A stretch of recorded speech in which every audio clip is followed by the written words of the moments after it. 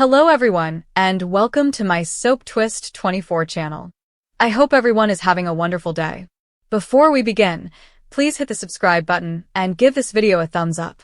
Luna stood in the dimly lighted bathroom, her hands quivering as she gripped the pregnancy test, its two pink lines reflecting back at her like a verdict. The small apartment surrounding her felt oppressive, with the walls closing in with each weak breath she took.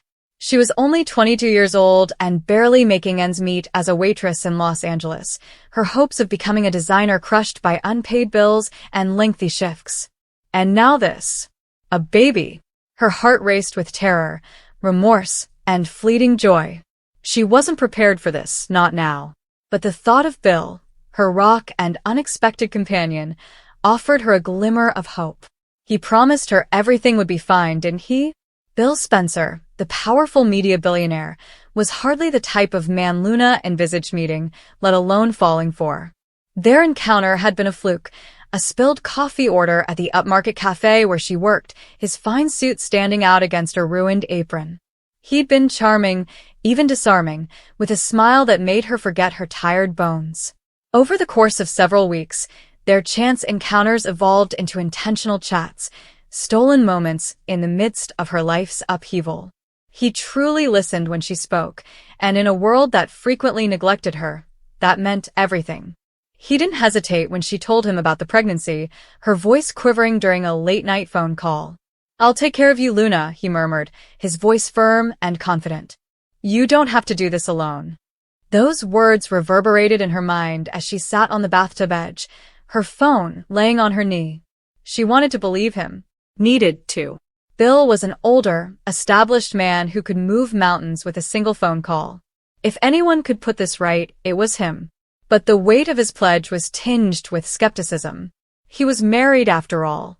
Katie, a woman whose name has her own legacy in the Spencer dynasty. Luna was not naive. She was aware of Bill's world, which was flashy, brutal, and based on outward appearances.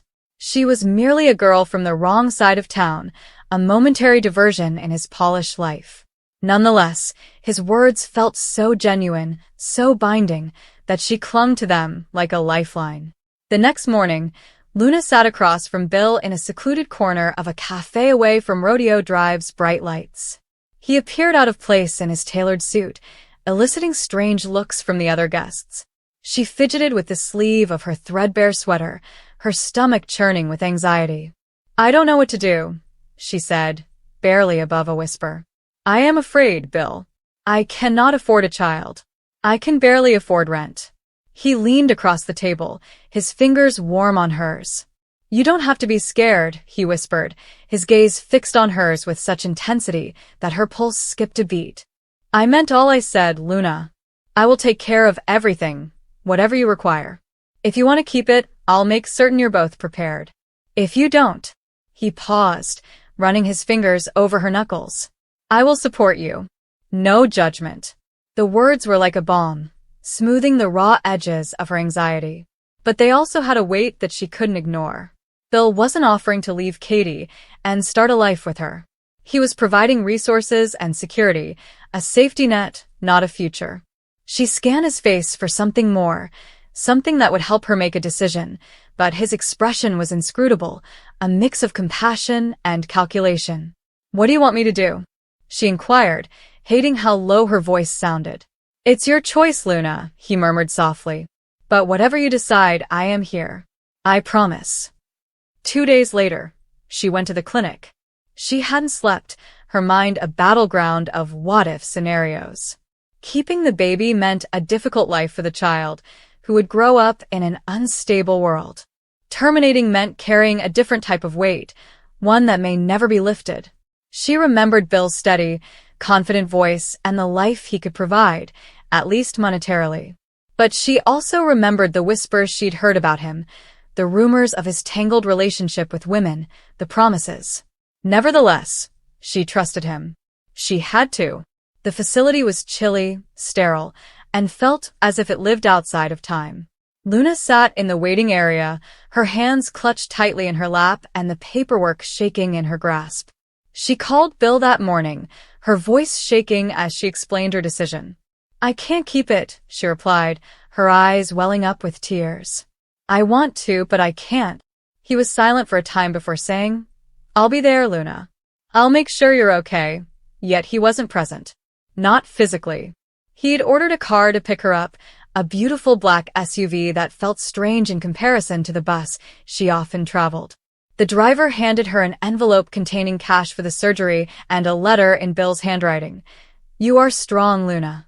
I'm with you. She held the paper as she walked into the clinic, her pulse racing so hard she feared it would burst through her chest.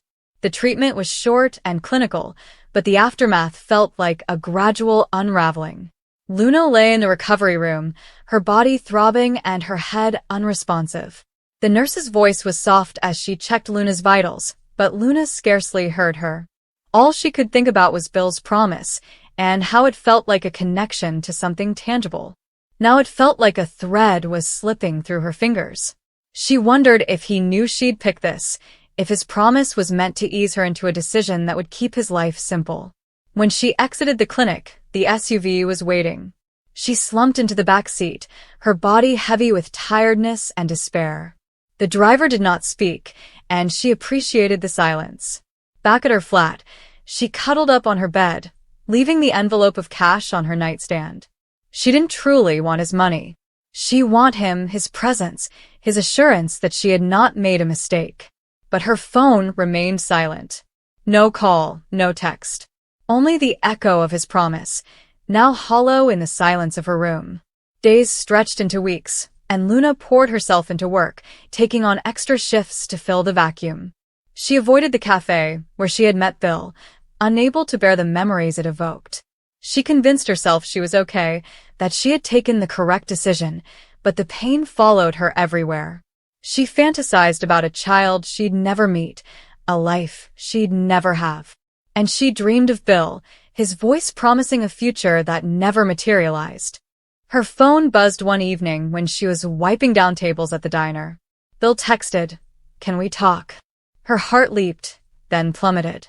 She wanted to ignore it, to preserve the fragile pieces of herself she was attempting to repair. But she couldn't. She agreed to meet him again, this time in a park near her apartment, a neutral location where she could keep her guard up. He was waiting on a bench, his customary assurance marred by something she couldn't identify. Guilt, perhaps, or remorse. "I'm sorry I wasn't there," he remarked as she sat down, maintaining a respectful gap between them. "Things got complicated," she said, her voice flat. "You promised to be there, Bill. You said you'd look after me." "I understand." He ran his hand through his hair, his gaze avoiding hers. "I meant it, Luna. I still do. But my life is not simple. Katie, the business. I'm trying to do right by you." "Do right by me?" Her voice trembled, and rage bubbled up. "You sent a car and some money. That is not being there. That is not taking care of me. I made a decision because I trusted you, and now I'm alone." He glanced at her, his gaze softening. "You're not alone," he murmured, but his words felt hollow. "I can still help. Whatever you need, money, a place to stay, a fresh start." "I don't want your money," she screamed, tears welling up in her eyes. "I wanted you to mean everything you said. I wanted you to show up." The quiet between them was thick, containing all they couldn't express. Luna stood, wiping her eyes. "I can't do this," she admitted. "I can't keep waiting for you to be someone you're not." Despite the pain in her chest, she walked away steadily. Bill did not follow, and she had not expected him to. The promise that had previously felt like a lifeline had vanished, replaced by the reality of who he was, a guy whose world was too large, too complicated, to find room for her. Luna moved forward one day at a time. She began sketching again, her creations covering the pages of an old notebook, each line a small gesture of reclaiming herself. The pain did not go away, but it softened and became part of her rather than the whole. She learned to carry it and let it coexist with the hope she was reviving. Bill's vow had forced her to make a decision she couldn't reverse, but it also taught her something unexpected. She was stronger than she'd ever known.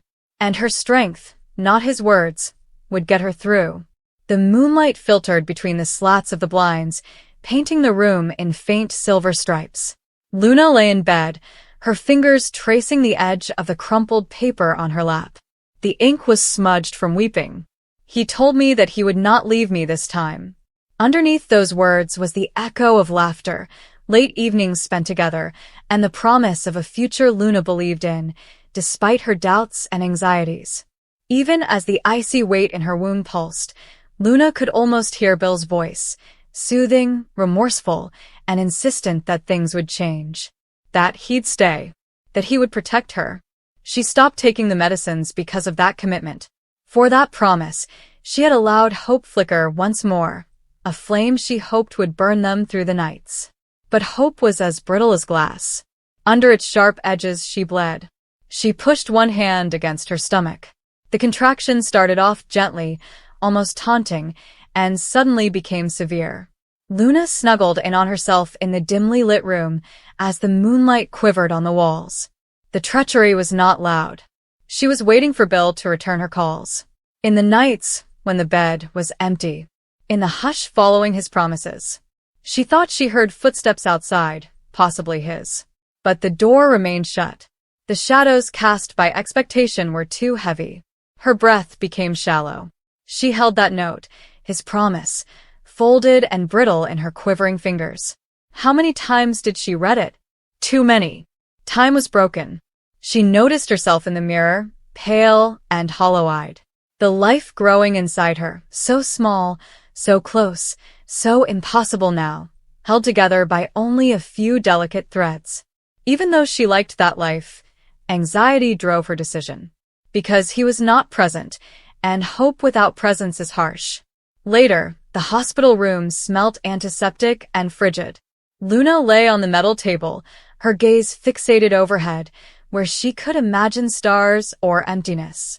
She halted, hearing faraway voices, the drip of life dictated by others. A tear escaped and slid down her cheek. She remembered the vow again. It had twisted up into smoke.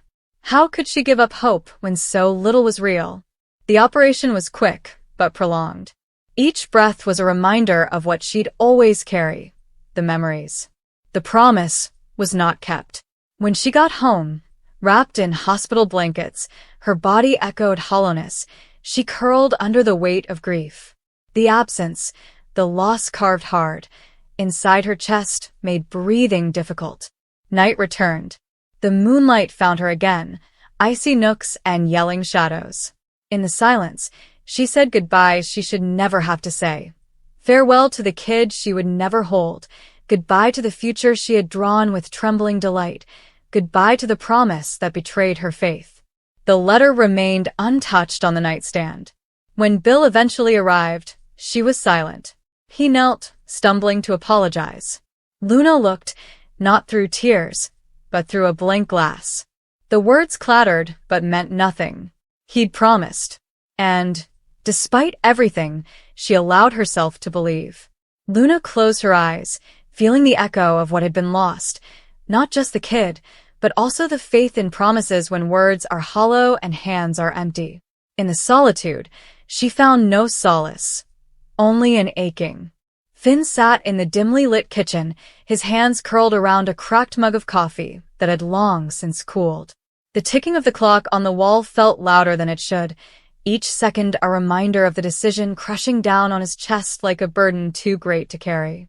He had considered fleeing, hiding somewhere where no one knew his name, but that would not deter her. Luna always found a way.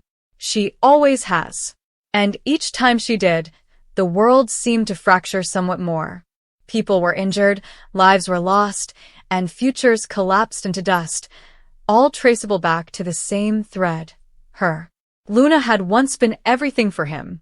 She was laughter in the rain, wild and reckless delight, a light so dazzling it blinded everyone who attempted to hang on.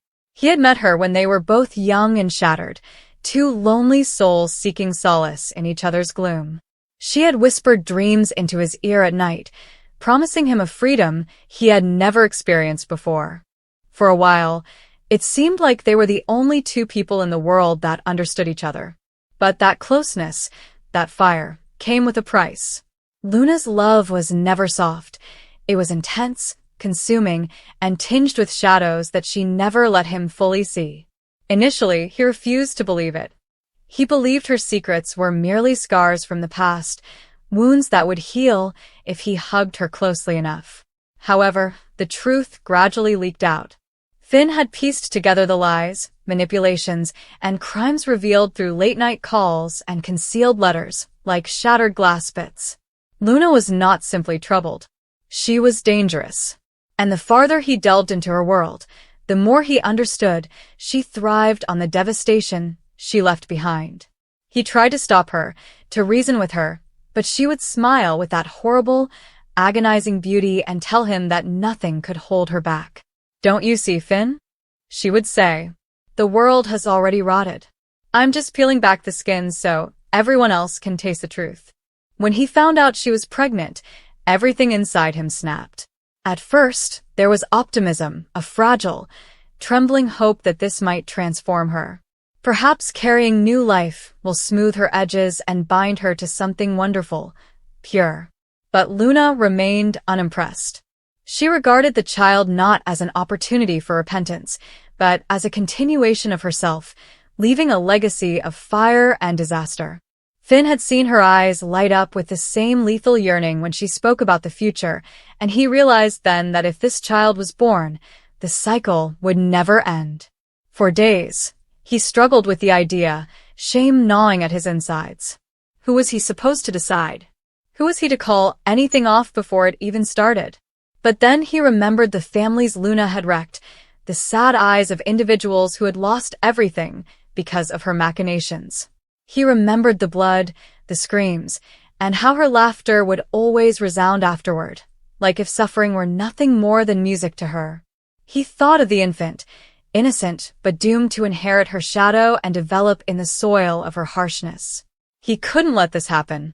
The decision shattered him, leaving him restless and unwell, but he made it through. The facility was silent, quite sterile in its quietness.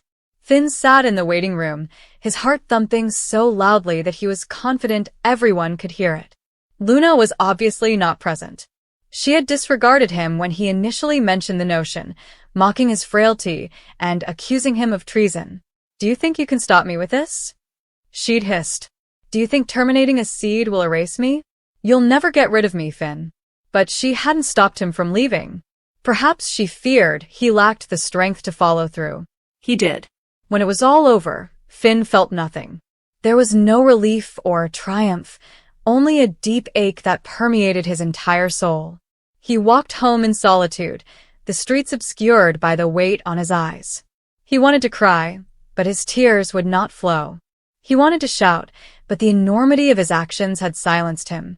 He had ended a life before it could breathe, and while he believed it was the only way to stop Luna, remorse gnawed at him like a live thing. That night, she approached him. Luna arrived in his room's doorway, her form illuminated by the weak glow of the hallway light. Her grin was weak and almost mournful, but her eyes shone with something darker. "So, you did it," she said as she entered. Finn couldn't meet her eyes. He looked down at the floor, his hands quivering in his lap. She knelt in front of him, her fingertips caressing his cheek, and for a brief moment, he saw the girl he had loved, the wild dreamer, the lost soul yearning for something genuine. But then her lips twisted into that nasty, knowing sneer, and he realized who she really was.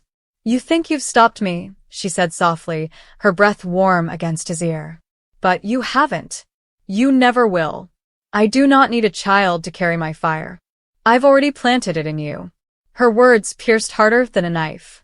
Finn backed away, shivering, but her laughter followed him, ringing across the room long after she had left. He lay up till daybreak, disturbed by the sound and the feeling that she was correct. Days stretched into weeks and weeks into months. Finn moved through his life like a ghost, unable to escape the shadow of his decision. People observed a difference in him, the calm grief in his eyes, the way his fists tightened as if grasping something invisible. But no one inquired, and he provided no responses. Inside, he held a pain that was too great to reveal, one formed not only of loss, but also of guilt. He had saved the world from one future, while also destroying another.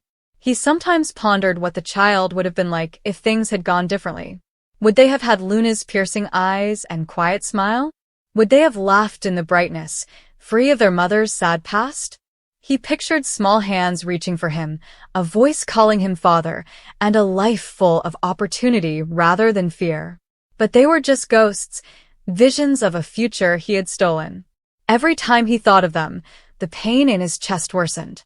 Luna proceeded on her course, her misdeeds leaving wounds on cities and lives.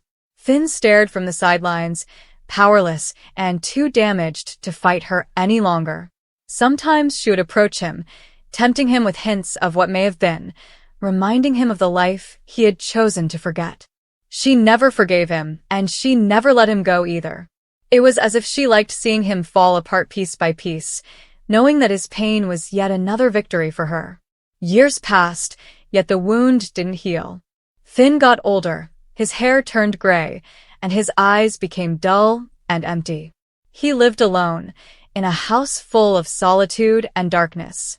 The world outside continued to swirl, but he stayed frozen in the moment of his choosing, experiencing it over and over. On his final night, as he lay in bed with the weight of years weighing down on him, he thought about the child again. He murmured an apology into the darkness, his voice shaking and his eyes wet with long-awaited tears. "I'm sorry," he said, as if the words could reach across the gulf. He pictured a face he had never seen, a life he had never allowed, and the sadness of it destroyed him one more time. Finn had left by the time morning arrived, and, though the world barely acknowledged his death, there remained a story of love turned harsh, of hope shattered by fear, of a decision that rescued many but cursed one man forever. In the shadows, Luna chuckled,